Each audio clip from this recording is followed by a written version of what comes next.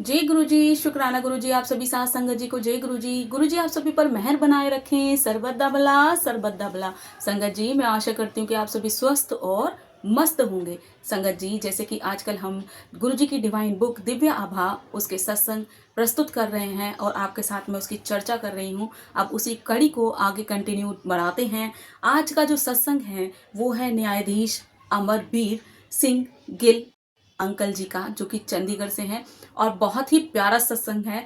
और किस तरीके से गुरु जी ने उनके और उनके परिवार पर अपनी कृपा दृष्टि बनाए रखी उसका यहाँ पर उन्होंने वर्णन किया है। जय गुरु जी, शुक्राना गुरु जी। सत्संग शुरू करने से पहले हम गुरु जी का मंत्र जाप करेंगे।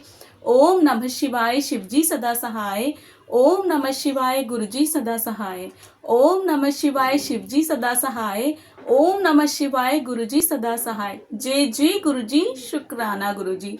ए गुरु जी महाराज, मुझे इत सामर्थ्य देना कि मैं अपनी जीवा से आपका गुणगान कर पाऊं। जय गुरु जी, शुक्राना गुरु जी। संगत जी अंकल जी लिखते हैं उनमें शिव ज्योत का वास है। गुरु जी और शिव महाशिव कहा जाता है गुरु जी को। गुरु जी में शिव के साक्षात दर्शन हुए तभी लोगों ने उनको महाशिव की उपाधि दी, वरना हम लोग तो डाउट करते रह जाते। संगत जी मैं कंटिन्यू करती हूँ। जय गुरु जी। अंकल जी लिखते हैं मैं गुरुजी के संपर्क में 1986 में आया। 1986 की बात करते हैं कि 1986 में मैं गुरुजी के संपर्क में आया। उनके भीतर शिव ज्योति का वास है। शिव की भांति गुरुजी मानवता के लिए प्रेम एवं करुणा का प्रतीक हैं। गुरुजी के समक्ष आस्था से आए हुए प्रत्येक व्यक्ति का कल्याण होता है। जो भी गुरुजी के समक्ष जाता है उसका गुरुजी हमेशा ही कल्याण करते हैं। जैसे सदाशिव है, महाशिव है, वो क्या करते हैं, भोले बाबा सबका कल्याण करते हैं। चाहे पापी आए, चाहे दुष्ट आए, चाहे असुर आए, चाहे देव आए, सबका कल्याण करते हैं। वैसे ही गुरुजी सबका कल्याण करते हैं। चाहे उनके संगत में कोई पाप करने वाला आ रहा है, पुण्य करने वाला आ रहा है, ऊंचा आ रहा है, नीचा आ रहा है, उनको उससे कोई लेना देना नहीं है। वो सिर्फ सबका कल्याण करने में ही अपनी कृपा बनाए रखे हैं। पूजनीय गुरुजी अपने अनुयायियों को परमात्मा का संदेश देते हैं। उनके अनुसार ईश्वर एक है। मनुष्य की जाति, रंग भेद, धर्म आदि का कोई महत्व नहीं है, सब एक समान है। गुरुजी ने बोला कि सब एक समान है। उनके आगे धर्म, जाति, रंग, भेद भाव कोई मायने नहीं रखता। उनके लिए सभी को गुरुजी समान दृष्टि से देखा करते थे। सब उसी एक देव परिवार के सदस्य हैं। सभी उनके परिवार के सदस्य हैं। वह मानवता से प्रेम और जरूरतमंद की सहायता करने का संदेश देते हैं। गुरुजी हमेशा मानव से प्रेम करने का संदेश देते थे और किसकी, जो जरूरतमंद है, नीडी पर्सन है, उनकी सहायता जरूर करनी चाहिए। अगर आपको भगवान ने इतना सामर्थ्यवान बनाया है कि आप दूसरों की सहायता कर सकें तो उसके लिए आपको झिझक नहीं होनी चाहिए। आप आगे बढ़कर उसकी सहायता करनी चाहिए। आपको आगे बढ़कर सहायता करनी चाहिए। उनमें दिव्य शक्तियां हैं और वह सर्वज्ञाता हैं। उन्हें भूत, वर्तमान और भविष्य सबका ज्ञान है। उन्होंने ईश्वर सदृश चमत्कार किए हैं और मरणासन रोगियों को असाध्य रोगों से मुक्त किया है। बिल्कुल गुरुजी ने सभी पर कृपा की। जो मरणासन स्थिति में भी आ गए थे, जिनको ये लग रहा था कि अभी वो अब नहीं बचेंगे, लोगों ने आस तक छोड़ दी थी, डॉक्टरों ने भी आस छोड़ दी थी। और किस तरीके से गुरुजी उनको खींच लाते थे कि अभी समय समाप्त नहीं हुआ है, अभी तुम्हें और भी कार्य करने हैं। तो ऐसे हैं हमारे महान गुरुजी। जय गुरुजी, शुक्राना गुरुजी। संगत जी आगे अंकल जी लिखते हैं सर्वत्र कृपा, हमेशा उनकी कृपा, हर किसी पर उनकी कृपा। मुझे अनेक बार गुरु कृपा का सौभाग्य मिला। वो कहते हैं कि मुझे अनेक बार, एक नहीं, बार बार, कई बार उनको सौभाग्य प्राप्त हुआ। कैसे, सुनिए। 1987 में मेरी पत्नी को अंदरूनी सूजन हो गई थी। असाध्यता रोकने के लिए चिकित्सकों ने तुरंत शल्य क्रिया का सुझाव दिया। हम शल्य क्रिया की सफलता के लिए गुरुजी के पास पहुंचे और उन्हें रोग एवं चिकित्सकों के परामर्श के बारे में बताया। गुरुजी ने उन्हें अमृत देकर कहा कि शल्य क्रिया की कोई आवश्यकता नहीं है। गुरुजी में निष्ठा होने के कारण हमने शल्य क्रिया नहीं करवाई। 2 वर्ष के उपरांत एक दिन मेरी पत्नी को पेट दर्द हुआ। चंडीगढ़ के सर्वोत्तम चिकित्सालय द्वारा परीक्षण में सूजन का कोई प्रमाण नहीं था। वह केवल उदरशूल था। यह अंकल जी लिखते हैं कि एक बार उनकी पत्नी को पेट में दर्द हुआ और चिकित्सकों ने बोला, डॉक्टरों ने बोला कि इनका ट्रीटमेंट करवाओ, जल्दी से शल्य चिकित्सा करवाओ। और जो शल्य चिकित्सा थी, कहते कि हम वो करवाना चाहते थे, उससे पहले हम डॉक्टर से मिलने से पहले, शल्य चिकित्सा से पहले हम गुरुजी के पास पहुंचे और हमने अपनी परेशानी बताई गुरुजी को। तो गुरुजी ने आंटी जी को, जो कि अंकल जी की वाइफ थी, उनको जल प्रसाद दिया, अमृत दिया और ये कहा कि उसको शल्य चिकित्सा की कोई आवश्यकता नहीं है, सब ठीक है। लेकिन क्या हुआ, जब तक तो वो ठीक रही, लेकिन 2 साल के बाद अचानक उनके पेट में दर्द हुआ और ऐसा उदरशूल हुआ। उदरशूल होता है, उदर मीन्स होता है संगत जी पेट, और शूल होता है सुई की तरह चुभने वाला पेट। जब पेट में बहुत ज्यादा दर्द होता है और ऐसा प्रतीत होता है कि अभी कोई सुइयां चुभा रहा है, वैसा बड़ा ही पेनफुल वो जो पेन होता है उसको उदरशूल कहते हैं। कि जब उनको वैसा पीड़ा हुई तो वो चंडीगढ़ के एक सर्वोत्तम चिकित्सालय में अपनी पत्नी को लेकर पहुंचे। तो क्या देखते हैं कि उनके पेट में सिर्फ सूजन थी, स्वेलिंग हो रखी थी, जबकि उसका कोई प्रमाण ही नहीं था। पहले से ही स्वेलिंग थी, लेकिन अब उसका जब उनका ट्रीटमेंट कराने के लिए जैसे वो डॉक्टर के पास गए तो कुछ निकला ही नहीं, उसका कोई प्रमाण ही नहीं था, प्रूफ ही नहीं था उनके पास। तो इस तरीके से गुरुजी की कृपा हमेशा सब पर बनी रहती है। जी गुरुजी। अंकल जी आगे लिखते हैं, गुरुजी 2 स्थानों पर एक साथ, जैसे कि अगर आपने दिव्य आभा पढ़ी होगी संगत जी, गुरुजी ने क्यों कहा था दिव्य आभा तो हम पढ़ ही रहे हैं आजकल। गुरुजी ने क्यों कहा था ऑटोबायोग्राफी ऑफ अ योगी पढ़ना, उसमें भी था ना एक संत जो कि ऐसी महापदवी प्राप्त कर लेते हैं कि वो एक जगह रहते हुए भी 2-2, 3-3 जगह दिखाई देते हैं, जैसे कि हमने ऑटोबायोग्राफी ऑफ अ योगी में पढ़ा था, सुना भी था। और संगत जी बस इसी चक्कर में गुरुजी ने ये कहा था, क्योंकि गुरुजी पे इफ एंड बट करने वाले बहुत लोग हैं, संदेह करने वाले बहुत हैं, जिसमें से एक मैं भी थी संगत जी। मैं ये नहीं कहूंगी कि मैं गुरुजी से पहले से जुड़ी हुई, संदेह करने वालों में से मैं भी थी। और मेरा संदेह किस तरीके से दूर किया ना, वो तो मैं ही जानती हूँ। और आज वो सेवा ले रहे हैं मुझसे, कहा मैं मानने को तैयार नहीं संगत जी, और आज वो मुझसे सेवा ले रहे हैं। कैसी लीला है उनकी वही जाने। जय गुरु जी। अंकल जी लिखते हैं कि वो 2 स्थानों पर एक साथ दिखाई दिए। कैसे, सुनिए। 1992 में मेरी माँ बहुत बीमार हो गई थी और अपनी चेतना खो बैठी थी। चेतना खोना होता है बिल्कुल ऐसा हो जाना, बेहोशी की स्थिति हो जाना, ना कोई बोल पाना, ना किसी से सुन पाना, एकदम फेल्ट हो जाना। जब वो उनकी मदर, अंकल जी की मदर ऐसी हो गई तो, और उनकी आयु थी उस समय 95 वर्ष की उनकी आयु थी। वो कहते हैं इतने समय में जीने की कोई संभावना नहीं रहती, कम ही रहती है। 95 एज का कोई पर्सन हो जाए तो क्या होता है, जीने की संभावना बहुत ही कम रहती है 95 एज का जो कोई बंदा हो। लेकिन क्या हुआ, किस तरीके से गुरुजी ने उनका उद्धार किया, वो आप सुनिए। 28 फरवरी को जब मैं अपनी माँ के कष्टों को देख नहीं पा रहा था, मैंने मन ही मन गुरुजी से प्रार्थना की। किसके लिए? अपनी माँ के लिए अंकल जी ने प्रार्थना की, मन ही मन में, मन से प्रार्थना कर रहे थे। अब क्या था, गुरुजी कहाँ थे?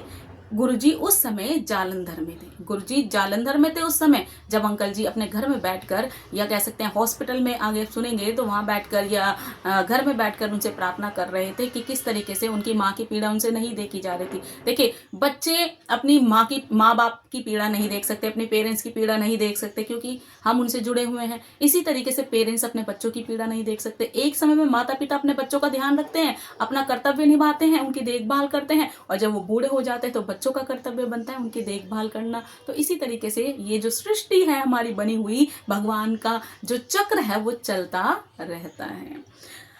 आगे अंकल जी कहते हैं कि वो उस समय गुरुजी जालंधर में थे। आकर उनको शांति देने के लिए मैंने प्रार्थना की। अब पता चला गुरुजी उस समय जालंधर में थे। कहते हैं कि मैं उनके पास तो गया नहीं, लेकिन मैंने मन ही मन से उनसे प्रार्थना की कि मैं माँ की पीड़ा अब नहीं देख पा रहा हूँ, आप आइए। उनको बुलाया कि मन ही मन में कि आप आइए और उनकी पीड़ा खत्म कीजिए। आप अंकल जी आगे कहते हैं कि शाम के 6:30 बज रहे थे। 6:30 बजे की बात थी, शाम के 6:30 बज रहे थे। मेरी प्रार्थना करने के कुछ ही क्षण बाद, कुछ ही समय बाद, गुरुजी सामने के दरवाजे से, सामने के द्वार से, जो कि अंदर से क्या था, बंद था, बंद दरवाजे से गुरुजी अंदर चले आए, गुरुजी ने प्रवेश किया।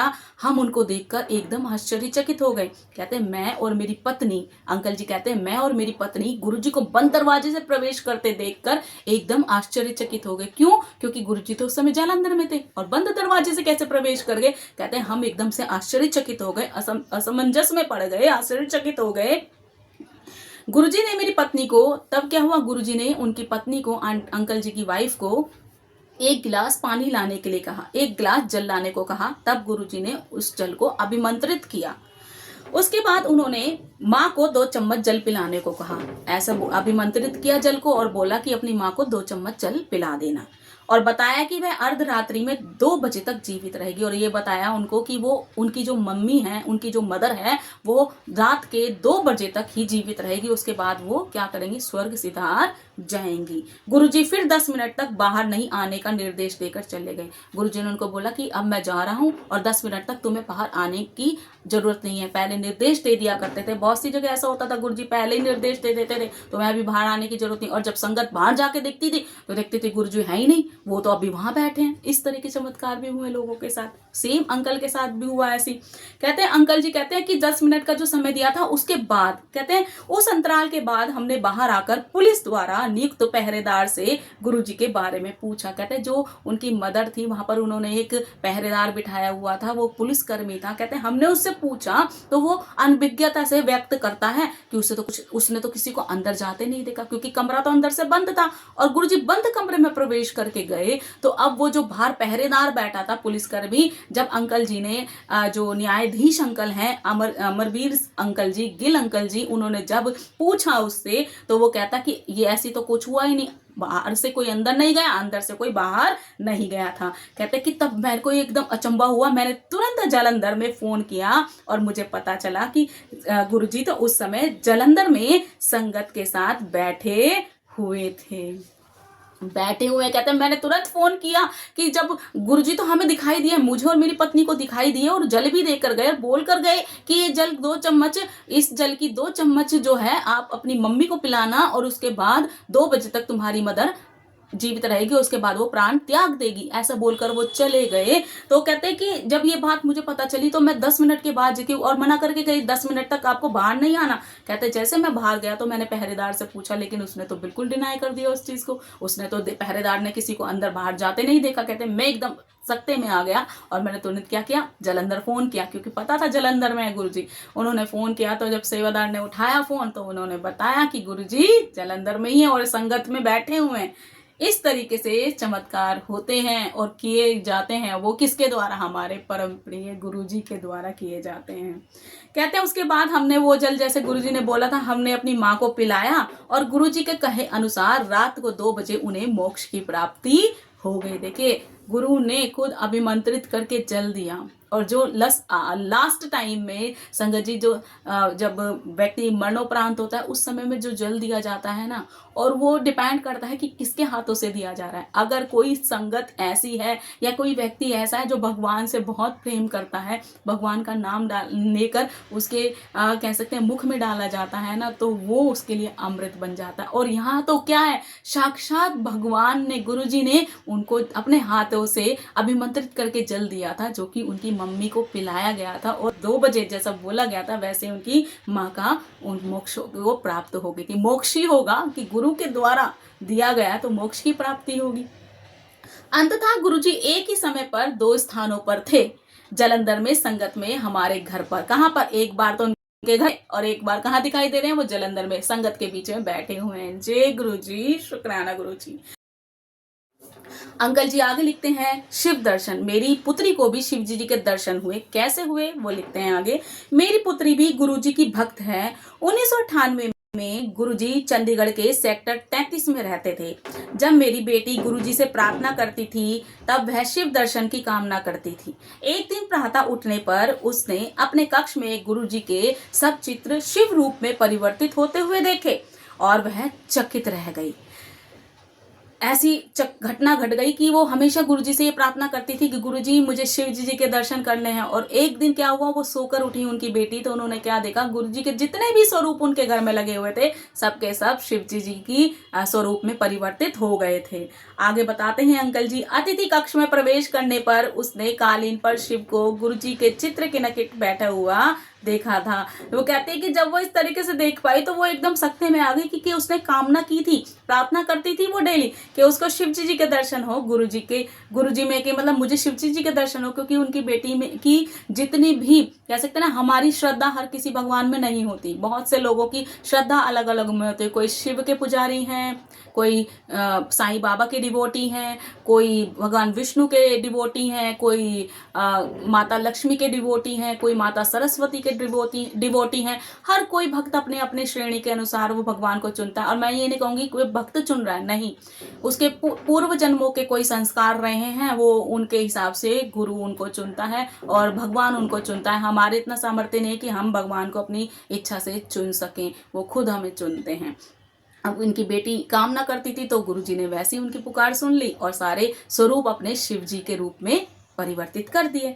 उस समय उसने हमें ये दर्शन का समाचार नहीं दिया। उस कहते हैं उस समय उन्होंने उनकी बेटी ने उनको नहीं बताया था, अपने माता पिता को नहीं बताया था कि उसने ऐसे दर्शन किए। लेकिन कहते जैसे वो हम गुरुजी के कहते शाम को हम जब गुरुजी के दर्शन करने के लिए गए, गुरुजी के निकट जाने पर उसे गुरुजी की मुखाकृति के चारों ओर एक अद्वितीय प्रकाश दिखाई दिया और उसकी प्रबलता वह सहन नहीं कर पाई।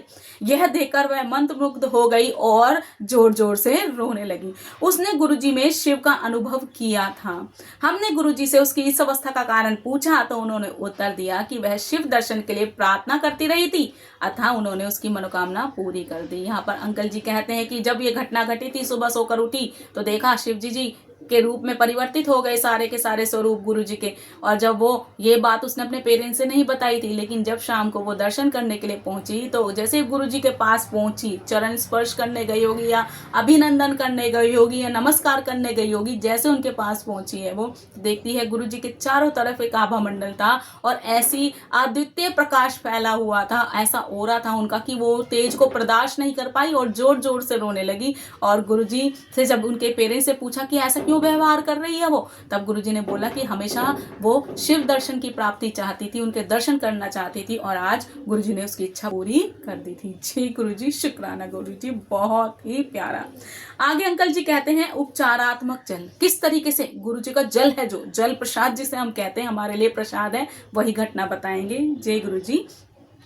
28 अप्रैल 1998 को स्नाना कक्ष में गिरने के कारण मेरी 3 पसलियां टूट गई। अंकल जी कहते हैं कि मैं स्नानागार से बाथरूम से नहा ही रखकर निकल रहा था कि एकदम अचानक ही इनका पैर स्लिप हुआ, वो गिर गए कैसे न कैसे करके। किस तरीके से गिरे, स्लिप हुआ या कैसे हुए, कहते कि मेरी 3 पसलियां टूट गई। अब 3 पसलियां टूट गई, कहते मुझे चिकित्सालय में प्रविष्ट करवाया गया, हॉस्पिटल में एडमिट कराया गया। 15 मई को मुझे लखनऊ के पीजीआई में भेजा गया। कहते लखनऊ के पीजीआई कोई हॉस्पिटल होगा, वहां इनको भेजा गया। पराश्रव्य चित्रण और ईसीजी की परीक्षण के परिणामों से मेरे हृदय को क्षति होने का प्रमाण सामने आया। वो कहते हैं पराश्रव्य एक होता है संगत जी, अल्ट्रासोनिक होता है, एक तरह की मशीन होती है जिससे कि पता लगाया जाता है। और तो कहते हैं कि वो परीक्षण किया गया, ईसीजी भी की गई, जिससे पता लगा कि इनके हृदय को क्षति होने का प्रमाण आया, कि ऐसा आया कि इनके हृदय को क्षति हो गई है।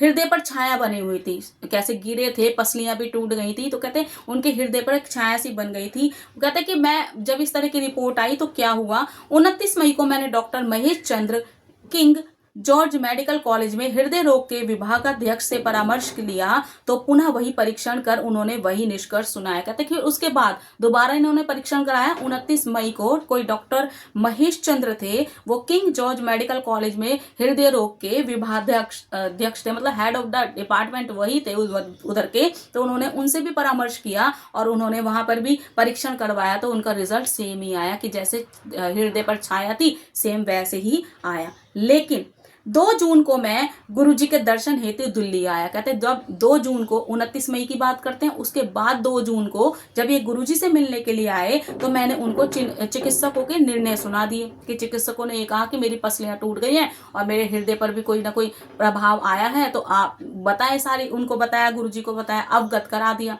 अब क्या था, गुरुजी ने एक गिलास जल मंगाकर मुझे मेरी कमीज के बटन खोलने को कहा और उन्होंने जल से मेरे वक्षस्थल पर, मतलब मेरी छाती पर वो क्या मारे, जल के छींटे मारे और मुझे घोषित कर दिया। साथ ही उन्होंने मुझे पूरा परीक्षण कराने के लिए भी निर्देश दे दिया। कहते हैं कि जब मैंने जिसे ये बात कही तो गुरुजी ने मेरी वो एक गिलास में जल मंगाया और मेरी शर्ट के बटन खुलवाकर मेरी जो छाती पर उन्होंने जल के छींटे मारे और मुझसे कहा कि मैं पूरी तरीके से स्वस्थ हूँ, मुझे इस तरह की कोई परेशानी नहीं है, तुम जाकर दोबारा क्या करा लो, ट्रीटमेंट, मतलब दोबारा टेस्ट करा लो, परीक्षण करा लो, मतलब दोबारा टेस्ट करा लो, ऐसा निर्देश भी दे दिया, ऐसा उनको बोल दिया गया। आगे अंकल जी कहते हैं कि उसके बाद क्या हुआ, एक ही दिन बाद अगले ही दिन डॉक्टर कलेरपियर दिल्ली में सेना रेफरल और रिसर्च चिकित्सालय के विभागाध्यक्ष ने मेरा परीक्षण किया। कहते हैं कि अगले ही दिन मैं दिल्ली में सेना रेफरल और रिसर्च चिकित्सालय के विभागाध्यक्ष के पास गया, डॉक्टर कलेरपिया। कहते हैं मैंने उनसे भी परीक्षण करवा लिया।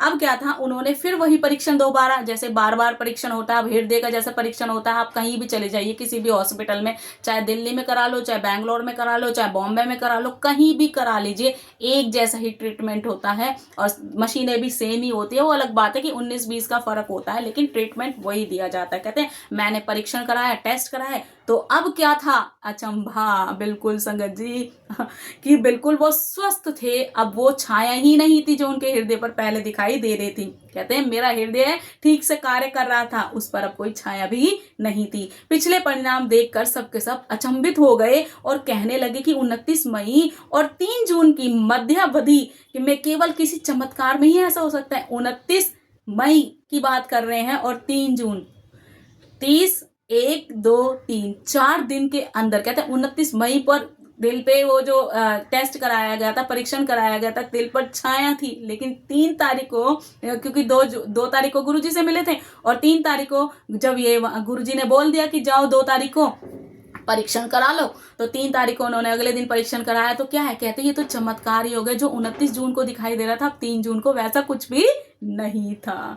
लखनऊ लौटने पर मैंने यह परिणाम चिकित्सकों को दिखाया तो उनका भी यही निर्णय था। उन्होंने कहा कि चिकित्सा से परिवर्तन संभव ही नहीं है। उस समय मैं बिल्कुल स्वस्थ हूँ, उस समय से लेकर मैं अब तक बिल्कुल स्वस्थ हूँ। ऐसा गुरुजी की दिव्य शक्ति। और क्या है ये दिव्य शक्ति है। डॉक्टर भी असमंजस में पड़ गए कि 29 तारीख को जो चीज परीक्षण में आया 3 जून को वैसा बिल्कुल भी नहीं था। तो ये गुरुजी की कृपा है और कुछ नहीं। आगे अंकल जी लिखते हैं कठिन समझौते। चंडीगढ़ के सेक्टर 35 में अपने साले के साथ एक साझा भूखंड था।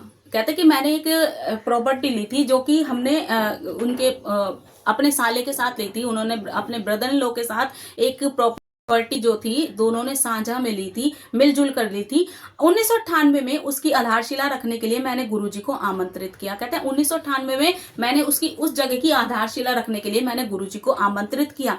गुरुजी उस स्थल पर आए, उस जगह पर आए। गुरुजी ने आधारशिला नहीं रखी, मना कर दिया गुरुजी ने। कहते हैं पर मेरे बार बार आग्रह करने पर वो करने के लिए राजी हो गए। कहते हैं वो आधारशिला नहीं रखना चाहते थे उस जगह पर, पता नहीं क्या था क्या नहीं था, लेकिन गुरुजी ने वहां पर आधारशिला रखने से मना कर दिया। कहते हैं फिर मैंने जानबूझकर गुरुजी को बार बार आग्रह किया, इंसिस्ट किया, तो गुरुजी ने वहां पर आधारशिला रख दी।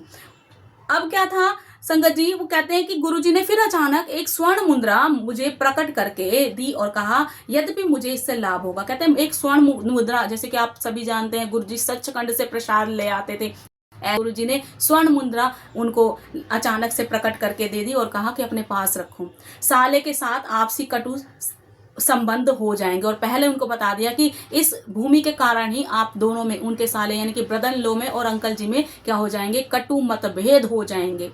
प्रॉपर्टी जब आप साझा में लेते हैं ना तो कई बार इस तरह की घटनाएं आ जाती है। कब किसके मन में पाप जाग जाएगा आप नहीं जानते। अच्छे से अच्छे भाई भाई से दुश्मन बन जाता है। ये तो साले और जीजा का संबंध था। खैर, भवन निर्माण प्रारंभ होने के कुछ ही दिन बाद उसका काम रुक गया। कहते हैं जब से भवन निर्माण हुआ उस जगह का तो थोड़ी सी दिन बाद ही वो कार्य रुक गया, भवन निर्माण का ही कार्य रुक गया। 1 वर्ष बीतने के बाद फिर पुनः शुरू हो गया। कहते हैं हमारे बीच में खटास आ गई थी दोनों के बीच में। एक वर्ष पुनः पहले जमीन ली गई तो क्या हुआ, दोनों के बीच में मतभेद हो गए और काम रुक गया। फिर लेकिन 1 साल के बाद वो काम फिर शुरू हुआ। भवन निर्माण पूरा होने पर हमारे संबंध बुरी तरीके से बिगड़ गए थे और हमने आपस में बातचीत करना भी बंद कर दिया था। भवन किराए से मुझे अपने हिस्से के 50,000 रुपए मिले। कहते जो किराए पे भवन डाला गया था या कैसे भी था, कहते उस भवन के किराए से मुझे 50,000 रुपए मिले और हमारे जो आपसी दरार होने के कारण फिर उसे हमने क्या कर दिया, किराए पर नहीं चढ़ाया। कि एक बार क्या हुआ, जमीन ले ली गई, दोनों में मतभेद हो गए, उसके बाद वो इतना मतभेद बढ़ गए कि वो आगे कंटिन्यू ही रहे। लेकिन गुरुजी ने पहले क्या दिया था, स्वर्ण मुद्रा दी थी उनको, एक सोने का सिक्का दिया था, ताकि क्या होगा ये, और बता दिया था कि तुम्हारे साले के साथ तुम्हारे संबंध बिगड़ जाएंगे, पहले से ही बता चुके थे, इसलिए वो आधारशिला नहीं रखना चाह रहे थे वहां पर। अंकल जी आगे कहते हैं, गुरुजी के उस कथन की सत्यता 4 साल बाद सिद्ध हुई। कहते मुझे 4 साल बाद वो सत्यता सिद्ध हुई। अत्यंत कठिनाई से मैं अपना भाग बेच पाया। मुझे लाभ अवश्य मिला, लेकिन मैं अपना जो हिस्सा था बड़ी मुश्किल से बेच पाया। यहाँ पता चलता है कि कब कौन कैसे रंग बदल लेगा किसी को नहीं पता होता। वो कौन जानते हैं, हमारे सदगुरु जानते हैं, हमारे गुरु जानते हैं, हमारे इष्ट जानता है कि किस तरीके से हमारे साथ कौन छल कपट कर जाएगा, वो जानते हैं। इसलिए वो हमें मुसीबत से बाहर निकाल लेते हैं। जी गुरु जी। आगे अंकल जी कहते हैं, ईंधन बिना यात्राएं।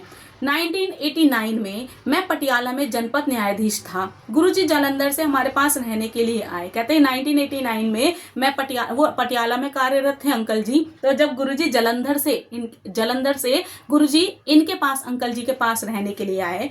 उनकी वापसी यात्रा के लिए मैंने अपनी निजी कार के साथ अपने वाहन चालक को भेज दिया। कहते जब निजी यात्रा करनी थी, क्योंकि वो उनको लाना था, ड्रॉप करना था या पिक करना था, जैसा भी था, कहते हैं मैंने अपने वाहन चालक को भेज दिया।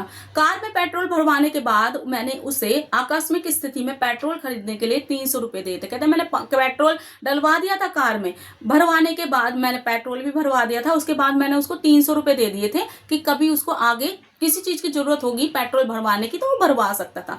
अब संगत जी देखिए यहाँ चमत्कार क्या हुआ। वापस आने पर वह मार्ग में हुए चमत्कार को बताने के लिए उत्सुक था। कहते हैं उसके साथ जो चमत्कार घटना हुई थी चमत्कारिक, वो बताने के लिए बड़ा एक्साइटेड था। कहते हैं उसने मुझे घटना बताई, वही आगे लिखते हैं कि उसने उन पैसों से पेट्रोल खरीदकर कार में डाल लिया था। एक दिन जब गाड़ी में पेट्रोल नहीं था तो गुरुजी ने उसे कार चलाने को कहा। कहते एक दिन क्या हुआ, पेट्रोल वो डलवा चुका था उन पैसों से, 300 रुपए से, पैसों से 300 रुपए जो दिए गए थे उनसे पेट्रोल डलवा चुका था। लेकिन अब क्या था, पेट्रोल खत्म हो गया। अब जब पेट्रोल खत्म हो गया तो गाड़ी कैसे चलेगी। लेकिन गुरुजी ने उसको हुक्म दिया, उसको बोला कि तुम क्या करो, गाड़ी चलाओ, जबकि उसमें पेट्रोल नहीं था और उनके पास अब पैसे भी नहीं थे, ड्राइवर के पास पैसे भी नहीं थे कि वो पेट्रोल डलवा ले। लेकिन गुरुजी तो कह रहे हैं उसको गाड़ी चलाने के लिए, अब कैसे संभव है। उसने आज्ञा का पालन किया। कहते गुरुजी ने जैसे बोला उसने आज्ञा का पालन कर लिया और विश्वास नहीं कर पाया कि गाड़ी बिना पेट्रोल के चल रही थी। अगले 5 दिन तक जब तक गुरुजी उनके साथ रहे तब तक वो उसमें बैठते, गाड़ी कैसे चीज वैसे ही चलती जैसे उसमें पेट्रोल भरा हो।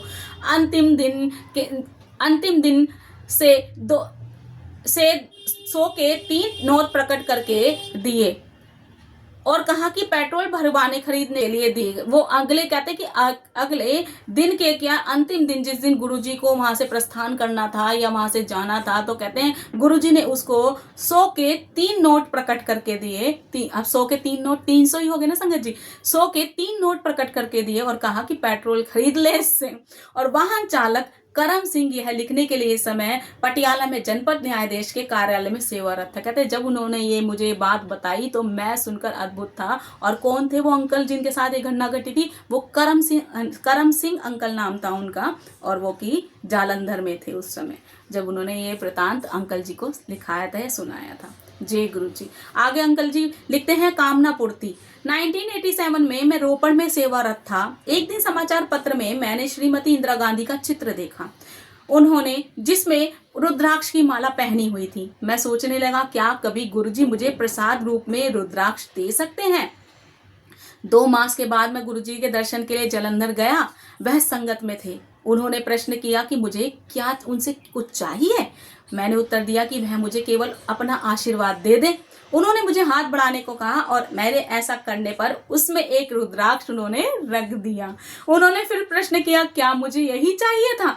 उन्होंने 2 माह पहले की कल्पना पूर्ण कर दी। तब से वह रुद्राक्ष मेरे पास ही है। गुरुजी से अकथित कामना की पूर्ति होती है। किस तरीके से गुरुजी ने उनकी 2 माह पहले की गई प्रार्थना की थी। कहते हैं ना संगत जी, हम गुरुजी से कहकर भूल जाते हैं, हम बेवकूफ हैं, हम बहुत सारी चीजें उनसे डिमांड कर देते हैं, गुरुजी ये गुरुजी वो, लेकिन गुरुजी याद रखते हैं और हम चीजें भूल जाते हैं। और गुरुजी सडनली कैसे हमारे सामने वो प्रस्तुत कर देते हैं, हम कह भी नहीं सकते। कहते हैं ना कि मैंने तो चित्र ही देखा था जिसमें श्रीमती इंदिरा गांधी की फोटो थी और उन्होंने गले में रुद्राक्ष माला पहन रखी थी। तो अंकल जी के मन में आया कि कभी गुरुजी अपने श्री कमल कर कमलों से ये मुझे रुद्राक्ष देंगे। और अचानक क्या हुआ, 2 महीने पहले की गई याद कह सकते हैं 2 महीने पहले की गई जो प्रार्थना थी वो किस तरीके से रंग लाई। संगत जी, अगर मुझसे सत्संग सुनाते समय कुछ गलती हो जाए ना तो मुझे क्षमा कर देना।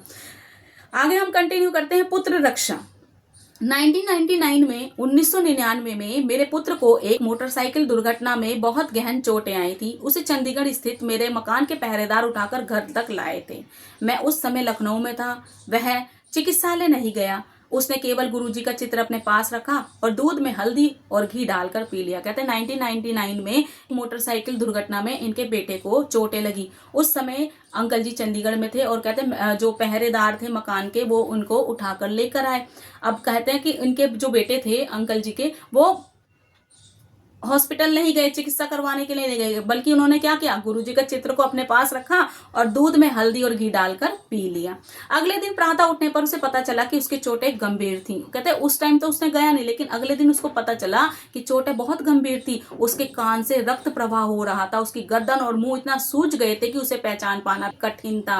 दुर्घटना रात को 11 बजे के आसपास हुई थी और उसे अगले दिन दोपहर के आसपास चिकित्सालय ले जाया गया। कहते हैं कि उसको अगले दिन आभास हुआ कि उसको दुर्घटना बहुत भयानक थी। उसके कान से खून बह रहा था, उसका जो चेहरा था वो सूज गया था, उसको पहचान पाना भी मुश्किल था। अगले दिन रात को 11 बजे, अब वो सूजन जो थी वो बढ़ती चली जा रही थी, तो क्या हुआ, अगले दिन रात को 11 बजे के आसपास ही हुआ था कि उसको दोपहर के चिकित्सालय ले। अब क्या था, रात भर उसको ऐसी परेशानी बढ़ गई कि सूजन होती चली गई, तो अगले दिन दोपहर में चिकित्सालय उसको ले जाया गया। चिकित्सक चकित थे। कहते चिकित्सक आश्चर्यचकित थे कि इतनी बड़ी कंडीशन हो गई और इतना दुर्घटना में इतना इनका हास हुआ, इतनी परिस्थिति इनकी ऐसी है, ये जीवित कैसे है।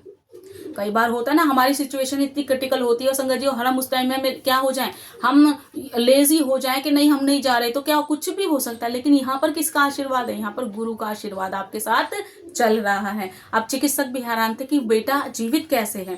कहते हैं उसे तुरंत आकस्मिक कक्ष में ले जाया गया। परीक्षण करने के बाद पता चला कि उसके मस्तिष्क से रक्त स्राव था और सिर पर दरार आ गई थी। कहते हैं उसके सिर पर दरार आ चुकी थी और खून जो था उसके सर से बह रहा था। सौभाग्यवश अंदर की चोट का रक्त प्रवाह कान से हो गया था। कहते हैं जो चोट लगी थी सर पर, सौभाग्य से उसका जो रक्त था वो उसके कान से बह गया था। अगर वो रक्त वहीं पर जम जाता तो शायद वो आज जीवित नहीं होते। चिकित्सक तुरंत शल्य क्रिया कराने को कह रहे थे, पर उसने अगले दिन दोपहर तक हमारे लखनऊ से लौटने की प्रतीक्षा की। कहते चिकित्सक जो थे वो बार बार कह रहे थे शल्य चिकित्सा कराने के लिए, लेकिन उसने अगले दिन, क्योंकि वहां पर अंकल जी मौजूद नहीं थे, कहते लखनऊ में हमारे लौटने की प्रतीक्षा करता रहा। मार्ग में हमने गुरुजी से संपर्क किया और उनको दुर्घटना के बारे में बताया, तो गुरुजी ने आशीर्वाद का आश्वासन दे दिया कि उसको कुछ नहीं होगा। इस अवधि में मेरे पुत्र की निकटता से देख रेख से होती रही और गुरुजी की कृपा से उसकी शल्य क्रिया भी अच्छी तरीके से